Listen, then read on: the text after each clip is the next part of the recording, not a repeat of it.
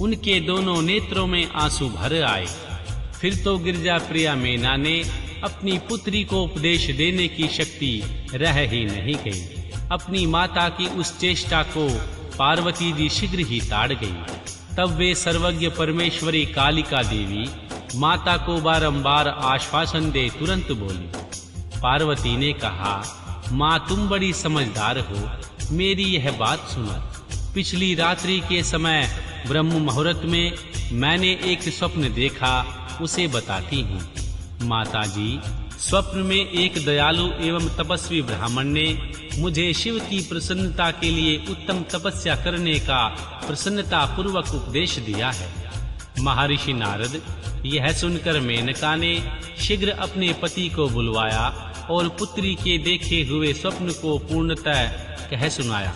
मेनका के मुख से पुत्री के स्वप्न को सुनकर गिरिराज हिमालय बड़े प्रसन्न हुए और अपनी प्रिय पत्नी को समझाते हुए बोले। गिरिराज ने कहा, प्रिय, पिछली रात में मैंने भी एक स्वप्न देखा है, मैं आदर पूर्वक उसे बताता हूँ, तुम प्रेम पूर्वक उसे सुनो। एक बड़े उत्तम तपस्वी थे। महर्षि नारद जी के वर जैसे लक्षण बताए गए थे। उन्हीं लक्षणों से युक्त शरीर को उन्होंने धारण कर रखा था। वे बड़ी प्रसन्नता के साथ मेरे नगर के निकट तपस्या करने के लिए आए। उन्हें देखकर मुझे बड़ा हर्ष हुआ और मैं अपनी पुत्री को साथ लेकर उनके पास गया। उस समय मुझे ज्ञात हुआ नारद जी के बताए हुए वर भगवान शंभु ये ही हैं। तब मैंने उन तपस्वी की सेवा के लिए अपनी पुत्री को उपदेश देकर उनसे प्रार्थना भी की कि वे इसकी सेवा स्वीकार करें, परंतु उस समय उन्होंने मेरी बात नहीं मानी। इतने ही में वहां संख्या और वेदांत के अनुसार बहुत बड़ा विवाद छिड़ गया। तदनंतर उनकी आज्ञा से मेरी बेटी वहीं रह गई और अपने हृदय में उन्हीं की कामना रखकर भक्ति पूर्वक उनकी स्तुति सेवा करने लगी। सुमुखी, यही मेरा देखा हुआ स्वप्न है जिसे मैंने तुम्हें बताया है। प्रिया, मैंने कुछ काल तक इस स्वप्न के फल की परीक्षा या प्रतीक्षा करनी चाहिए। समय यही उचित जान पड़ता है। तुम निश्चित समझो, यही मेरा विचार है। श्री ब्रह्मा जी कहते हैं, मुनीश्वर नारद, ऐसा कहकर गिरिराज हिमवान और मेनका का शुद्ध हृदय से उस स्वप्न के फल की परीक्षा एवं प्रतीक्षा करने लगे। देव ऋषि, शिव भक्त शिरोमणि भगवान शंकर का यश परम पावन मंगलकारी, भक्ति वर्धक और उत्तम है। तुम इसे आदर पूर्वक सुनो। दक्ष यज्ञ से अपने निवास स्थान कैलाश पर्वत पर आकर भगवान शंभु प्रिय विरह से कातर हो गए और प्राणों से भी अधिक प्यारी सती देवी का हृदय से चिंतन करने लगे। अपने पार्षदों को बुलाकर सती के लिए शोक करते हुए उनके प्रेम वर्धक गुणों का अत्यंत प्रीति पूर्वक वर्णन करने लगे। यह सब उन्होंने सांसारिक गति को दिखाने के लिए किया। फिर गृहस्थ आश्रम की सुंदर स्थिति तथा नीति रीति का परित्याग करके वे दिगंबर हो गए और सब लोकों में उत्तम गति की भांति भ्रमण करने लगे। लीला कुशल होने के कारण विरह की अवस्था का प्रदर्शन करने लगे।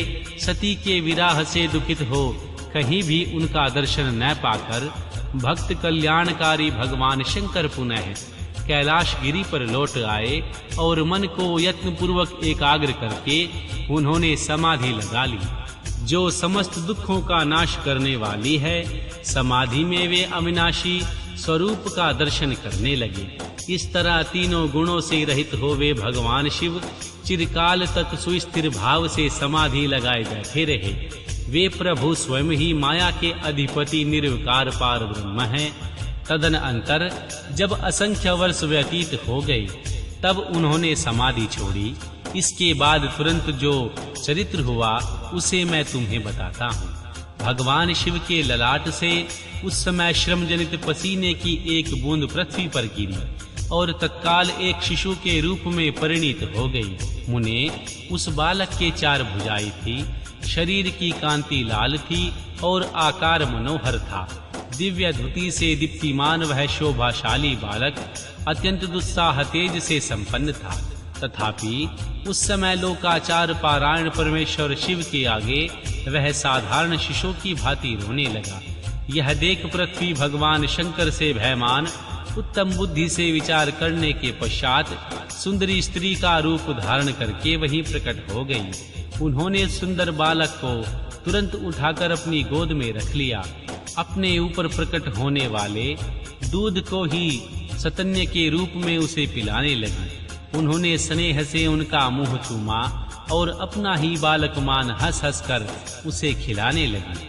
परमेश्वर शिव का हित साधन करने वाली पृथ्वी देवी सच्चे भाव से स्वयं उनकी माता बन गई। संसार की सृष्टि करने वाले परम कौतुकी एवं विद्वान अंतर्यामी शंभु यह चरित्र देखकर हंस पड़े और पृथ्वी को पहचान कर बोले, धारिणी तुम धन्य हो, मेरे इस पुत्र का प्रेम पूर्वक पालन करो।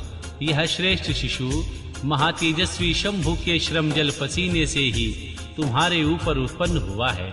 वसुधे, यह प्रियकारी बालक यद्यपि मेरे श्रम जल से प्रकट हुआ है, तथापि तुम्हारे नाम से ही तुम्हारे पुत्र के रूप में इसकी ख्याति होगी। यह सदा त्रिविध तपों से रहित होगा, अत्यंत गुणवान और भूमि देने वाला होगा। यह मुझे भी सुख प्रदान करेगा। तुम इसे अपनी रुचि के अनुसार ग्रहण करो। श्री ब्रह्मा जी कहते हैं, हे नारद, ऐसा कहकर भगवान शिव चुप हो गए।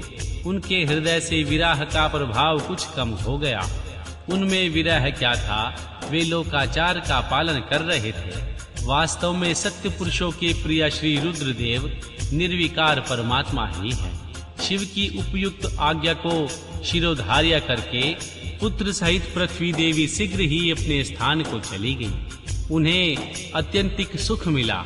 वह बालक भौम नाम से प्रसिद्ध हो युवा होने पर तुरंत काशी चला गया और वहां उसने दीर्घ काल तक भगवान शंकर की सेवा की।